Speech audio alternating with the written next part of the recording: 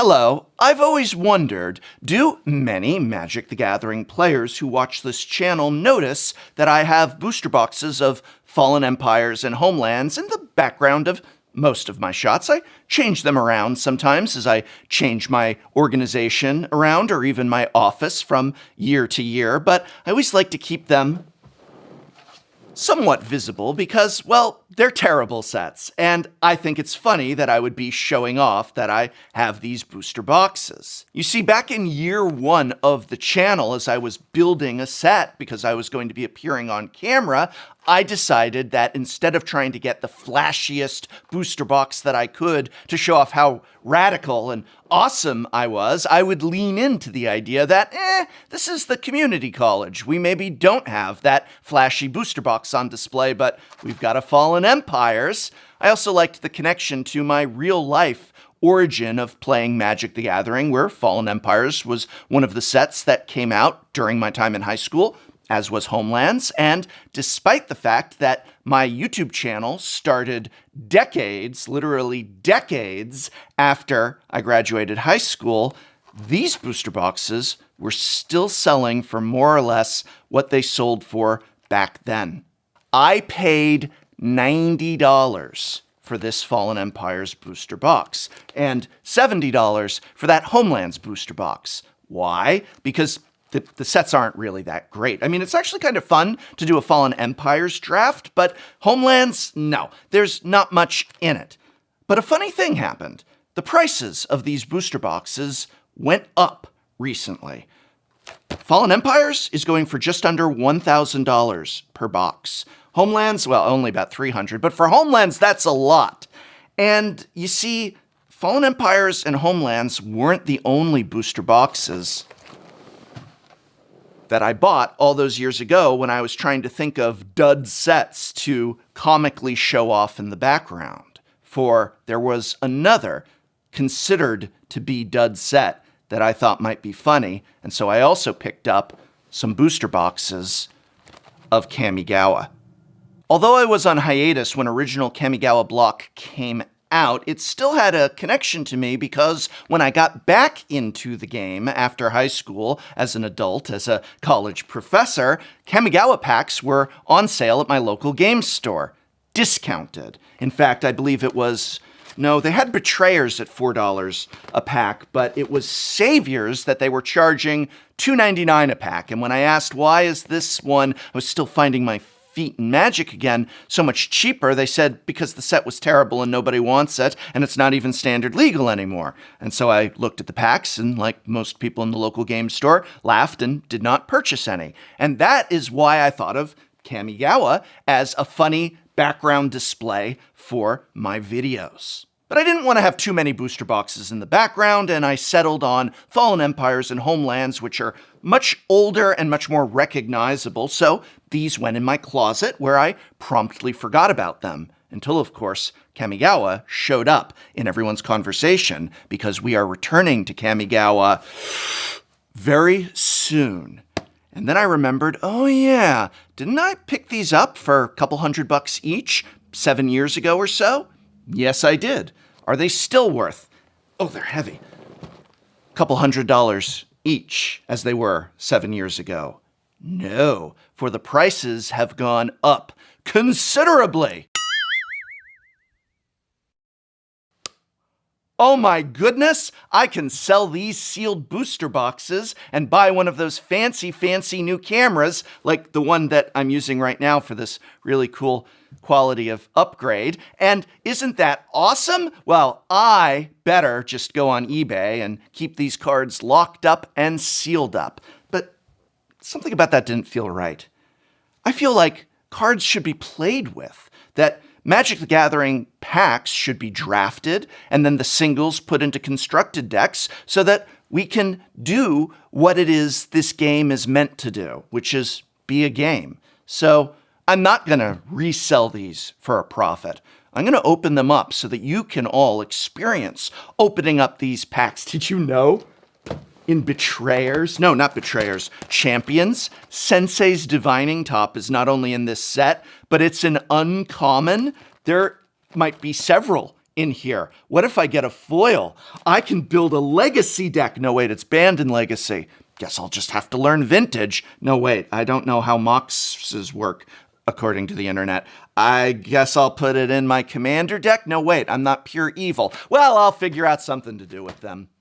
So today, as we approach Kamigawa Neon Dynasty, not Destiny, yeah, Dynasty, let us play the vintage booster box game. And if you say that these boxes aren't vintage, like you said about my Return to Ravnica vintage booster box game, and like you said about my original Innistrad booster box game, then just miss me with that. The kids say miss me with that, don't they? That's a cool thing kids say. Because this is vintage, all right? This is vintage already. These are vintage. Do you know how much these are going for? Well, you do, because I already showed you.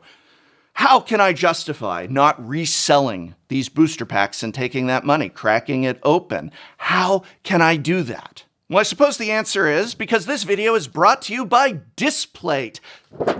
That's right, Displate are high-quality prints on metal, actual metal that can be mounted on the wall with the help of a magnet. No additional tools needed. And while there's a lot of designs, I am of course fond of the many, many Magic the Gathering designs on Displate that some of your favorite MTG artists have set up shop there. Plus there's literally thousands of other designs not Magic related, but you know me, I'm only interested in the Magic ones. What I really love about Displates are the fact that you just put a magnet flat on your wall, and then you can adjust where they are on your wall, take them down, swap them out. It's such an easy process. And these things are gorgeous, absolutely poppin' with color. And the flat against the wall style is just great. And if you go to Displate via my link in this video's description, then your first 1 to 2 Displates are 23% off. And if you buy 3 or more, that's 27% off. But that offer's only for a limited time, so check it out now. So be sure to check out my links in this video's description, and you can adorn your empty walls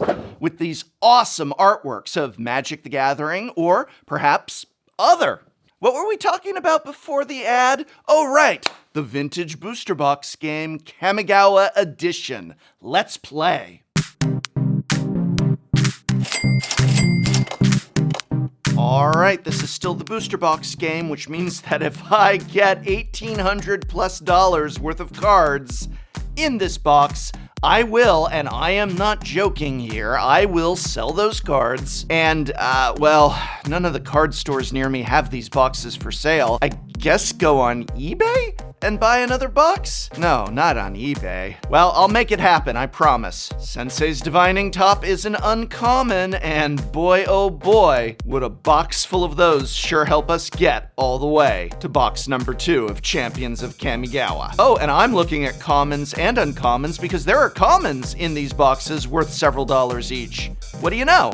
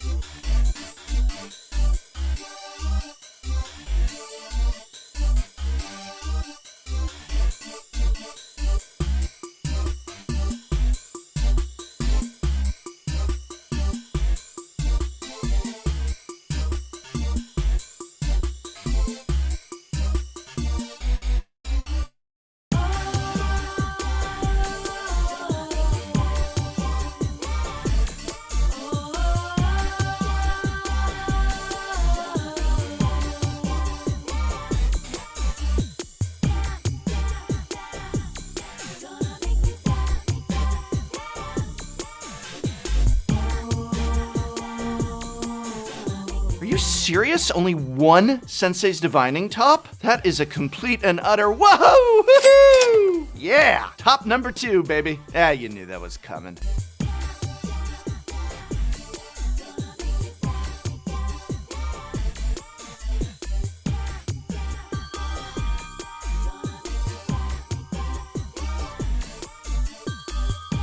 Well, it looks like we didn't quite make it to box number 2 of Champions of Kamigawa, so let us move on to Betrayers.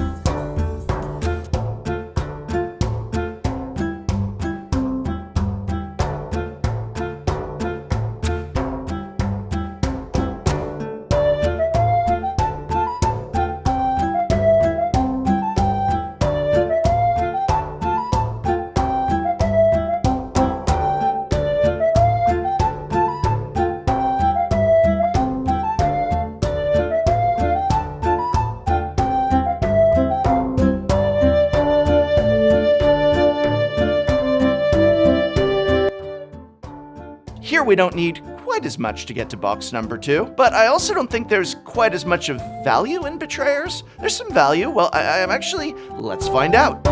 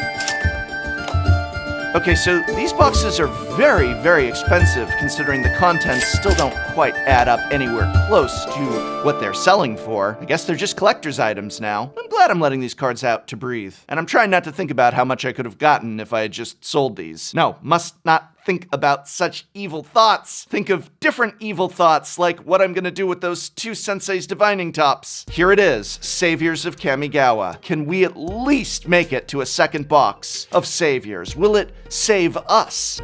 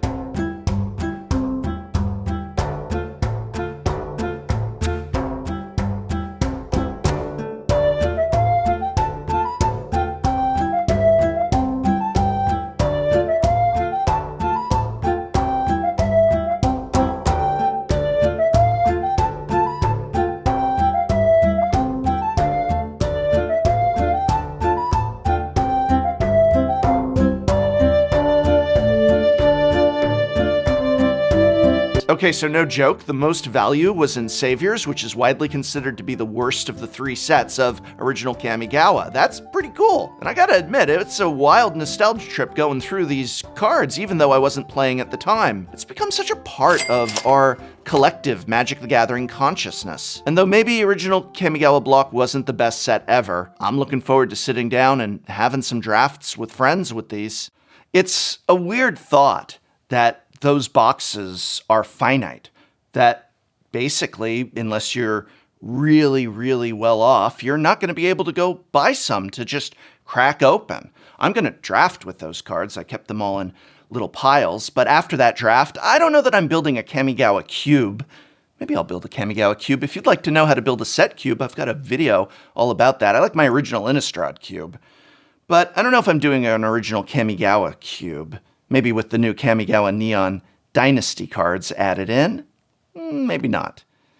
And in a lot of ways, Magic the Gathering booster boxes are like time, because you only get a little bit of it.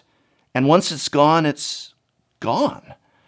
I like that I was able to commit these vintage booster boxes and their openings to the record, as it were, with good quality video. Thanks very much to our sponsor, Displate, who you can check out. The link in the description. That wasn't the ad part yet. The ad part's coming up in just a second, but it's now there forever. And when I started my channel, it was because I was frustrated that all the message boards where somebody said, what are the best card sleeves, like on Reddit or whatever, it just disappears down the memory hole. And I said, I want there to be a permanent card sleeve review, because there's only 4 brands of card sleeves in my mind, and that'll just be there forever, because they'll never change in my mind. And so I'll do that one video and no other video so that it's there. And while that didn't exactly work out, I like that now those cards and those packs are always there to rewatch and enjoy. And though you can't personally open up the booster boxes, you can vicariously experience it through that, I don't know, testament to that which came before us in this game that's existed for over a quarter of a century. It's wild to think about that. It's the sort of stuff that I really, really like. And I hope you enjoyed opening up these packs with me, because I really enjoyed opening them. And that's what's lost in the idea of just sell it for a profit. I'm going to buy a case, stick it in the closet. I mean, these were in my closet, but it wasn't for a profit. I got them for a set. Now I worry, because this is close to $1,000. I'm never going to open up that Fallen Empires one, because I think I want it as a prop so badly. It's always going to just sit there sealed for all eternity. I can't get another one. I can't justify spending that on a sealed booster box, even with the sponsorship. So it's weird. It's a weird thing to think about, but also a beautiful thing. And thank you for joining me on that journey. Special thanks once again to the sponsor who helped me justify opening up these vintage booster box instead of reselling them, Displate.